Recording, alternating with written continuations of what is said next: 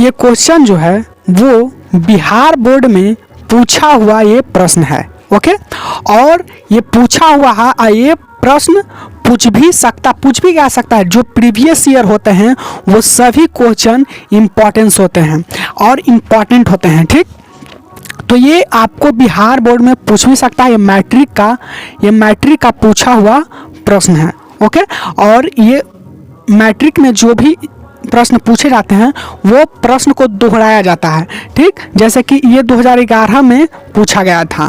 तो चलिए हम स्टार्ट करते हैं अपने प्रश्न की ओर। और देखिए, अगर आप तैयारी करना चाहते हैं मैट्रिक यानी कहने का मतलब है आप साइंस की तैयारी फुल चाहते हैं कि आप हमारा साइंस में 80/80 आए, तो आप ये चैनल से ज़रूर जुड़िए और फ़ायदा उठाइए। तो चलिए, ये प्रश्न पूछा हुआ है, चलिए हम स्टार्ट करते हैं। वो प्रश्न क्या है? वो प्रश्न है कि ऊर्जा स्रोत के रूप में जीवाश्म ईंधन तथा सूर्य की तुलना कीजिए। जीवाश्म ईंधन और तथा सूर्य की तुलना कीजिए और अंतर लिखिए। ये 2 मार्क्स का क्वेश्चन था। देखिए, ये बोल रहा है ना कि ऊर्जा स्रोत के रूप में यानी कि एनर्जी के रूप में, ठीक है ना, एनर्जी के रूप में क्या होना है? जीवाश्म ईंधन को तुलना करना है और सूर्य को। आपको पता है कि जीवाश्म ईंधन से ऊर्जा मिलता है, सूर्य से ऊर्जा मिलता है। जी हाँ, मैं आपको बता देना चाहता हूँ, जीवाश्म ईंधन से भी ऊर्जा मिलता है। जैसे कि मान लेते हैं कि कोयला एक मान लेते हैं, कोयला से क्या होता है? ऊष्मा भी निकलता है। ठीक, सूर्य से भी हमें ऊष्मा की प्राप्ति होती है कि नहीं?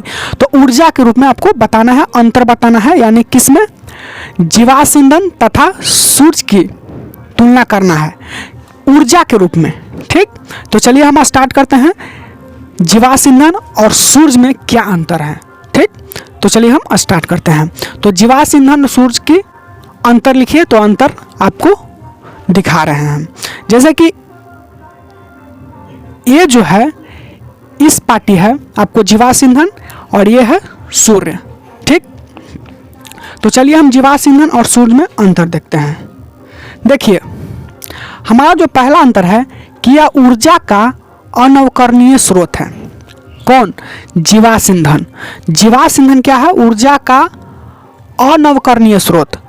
अनवकरणीय का मतलब होता है, अनवकरणीय का मतलब वो होता है जिसे हम दोबारा पुनः हम प्राप्त नहीं कर सकते हैं, उसको बोलते हैं अनवकरणीय। जैसे मान लेते हैं, सबसे पहले हम ये समझेंगे कि जीवाश्म ईंधन क्या है। ठीक, फिर सूर्य समझेंगे। जीवाश्म ईंधन उसे कहते हैं जो मरे हुए पेड़ पौधे जीव जंतु जब पृथ्वी यानी कि मिट्टी से जब ढक जाते हैं, वो क्या होते हैं? मिट्टी से ढक जाते हैं, तो करोड़ों साल बाद जिस ईंधन का रूप लेता है उसे हम कहते हैं जीवाश्म ईंधन। यानी कि जीव से बना हुआ ईंधन का मतलब जो जल जाए, ऊष्मा दे, समझ रहे हैं ना, उसको ईंधन कहते हैं। ईंधन का मतलब जिसे हम जला सकते हैं, जिससे ऊष्मा निकल सकता है। जैसे कोयला को हम जला सकते हैं, पेट्रोल को जला सकते हैं। पेट्रोल भी एक जीवाश्म ईंधन है। केरोसिन तेल ये भी एक जीवाश्म ईंधन है, समझ रहे हैं ना। तो इसको हम जला सकते हैं, इससे ऊष्मा भी निकल सकती है। तो जीवाश्म ईंधन किसे कहते हैं? जो जीव जंतु से जीव के मर जाने से पृथ्वी से जब ढक जाते हैं, क्या होता है? देखिए कैसे क्या होता है। जैसे कि पेड़ पौधा है, वो बाढ़ आया और जैसे वन, पूरा जहाँ तक भी वन था, जंगल था, वो बाढ़ से क्षतिग्रस्त होके वो ज़मीन से दब गया। तो नहीं उसको ऑक्सीजन मिला, ना कुछ भी मिला, और वो करोड़ों साल बाद वो क्या? एक ईंधन का रूप ले लिया। जैसे कि कोयला कहाँ से निकलता है? ज़मीन से। आखिर कोयला कैसे बनता है? कोयला आपको पता है कि पेड़ पौधे जब गिरते हैं, दब जाते हैं, तो करोड़ों साल बाद वो क्या होते हैं? कोयला का निर्माण हो जाता है। सो इतना फिलहाल के लिए समझिए। ठीक, और सूर्य तो आप जान ही रहे हैं, सूर्य सन ऑफ लाइट। ओके, चलिए, तो वही बोल रहा है कि यह ऊर्जा का अनवकरणीय स्रोत है। अनवकरणीय का मतलब जिसको यूज कर दिए तो उसको हम दोबारा नहीं ला सकते हैं। जैसे कि मान लेते हैं कि आप कोयला जमीन से 10 क्विंटल निकालें, 10 क्विंटल निकालें। ठीक, 10 क्विंटल क्या निकालें? कोयला क्या है? जीवाश्म ईंधन।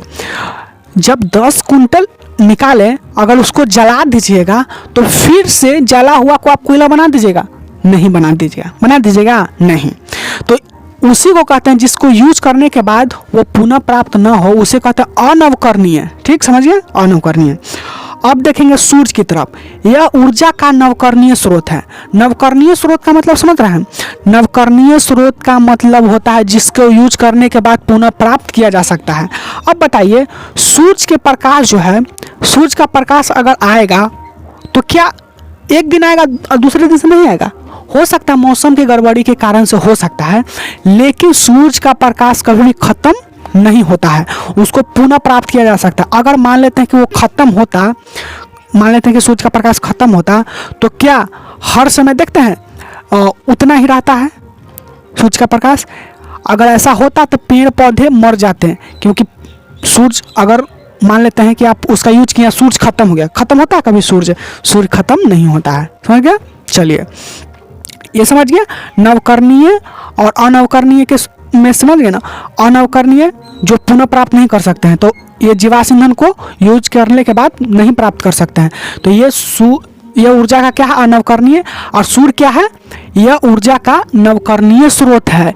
इससे जो भी प्रकाश, आज प्रकाश आया कल नहीं आएगा, ऐसा हो सकता है? नहीं, कभी भी सूर्य खत्म नहीं होगा। सूर्य खत्म होगा? नहीं होगा। लेकिन कोयला जब निकाल दीजिएगा तो कोयला जला दे तो खत्म हो जाएगा, लेकिन सूर्य कभी खत्म नहीं होगा। समझ गए? इसके भंडार सीमित हैं, यानी कि ये जो जीवाश्म ईंधन इसमें सीमित है, सीमित मात्रा में है। समझ रहे ना?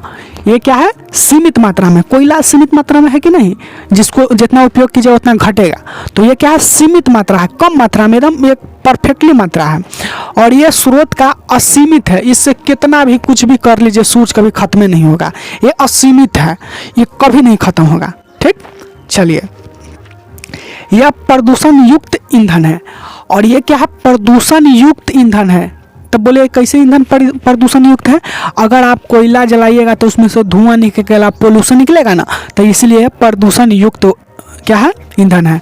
ये प्रदूषण मुक्त है, माने इसमें प्रदूषण का कोई दिक्कत नहीं है। अब मान लेते हैं कि सूर्य के प्रकाश से जब लाइटर चार्ज कीजिएगा तो हमारा प्रदूषण फैलेगा नहीं ना। और वही हम कोयला से जब खाना बनाएंगे तो पोल्यूशन फैलेगा। और यही सूर्य के प्रकाश से कभी भी हम लाइटर चार्ज करते हैं, कुछ भी चार्ज करते हैं, तो पोल्यूशन होता है? नहीं। हो रहा है ना? ये क्या है? प्रदूषण इसमें नहीं फैलता, इसमें प्रदूषण फैलता है। यानी जीवाश्म ईंधन में प्रदूषण फैलता है और सूर्य में ये ईंधन है लेकिन प्रदूषण मुक्त। आगे देखेंगे, आगे है कि इसमें दहन द्वारा ऊर्जा और प्रकाश उत्पन्न होती है। जब इसको हम दहन करते हैं, जब इसको जलाते हैं तो क्या होता है? ऊर्जा होता है और एक प्रकाश उत्पन्न होता है। देखिए, अब बोले कैसे? देखिए, इसको जब दहन करते हैं, जब कोयला को जलाते हैं तो ऊर्जा तो मिलता है। अब ये ऊर्जा कैसे मिलता है?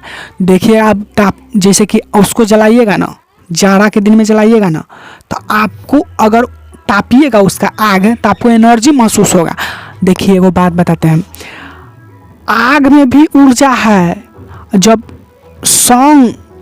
आग में भी क्या है? एक ऊर्जा है। कैसे?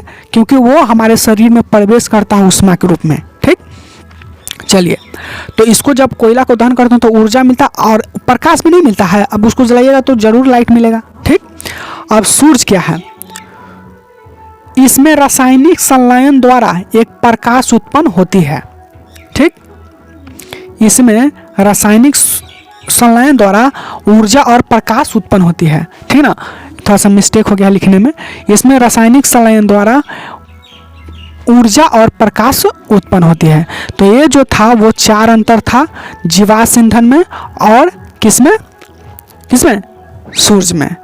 और देखिए, अब देखिए इसका पीडीएफ कहाँ मिलेगा? अभी जो मैं पढ़ाया उसका पीडीएफ आपको वीडियो के डिस्क्रिप्शन बॉक्स में लिखा रहेगा पीडीएफ लिंक, उस पर क्लिक कीजिएगा तो आपको पीडीएफ मिल जाएगा। तो आज की वीडियो में इतना ही। अगर सुनिए एक बताओ, अगर आप 10th और 12th 11th 9th जितना भी अगर आप उसका तैयारी फ्री में करना चाहते हैं तो ये चैनल सिर्फ आपके लिए है। इस पर पीडीएफ नोट्स बिल्कुल फ्री में पढ़ाया जाता है और सब कुछ आपको यहाँ पर फ्री में मिलता है। तो आज की वीडियो में इतना ही, तब तक के लिए धन्यवाद।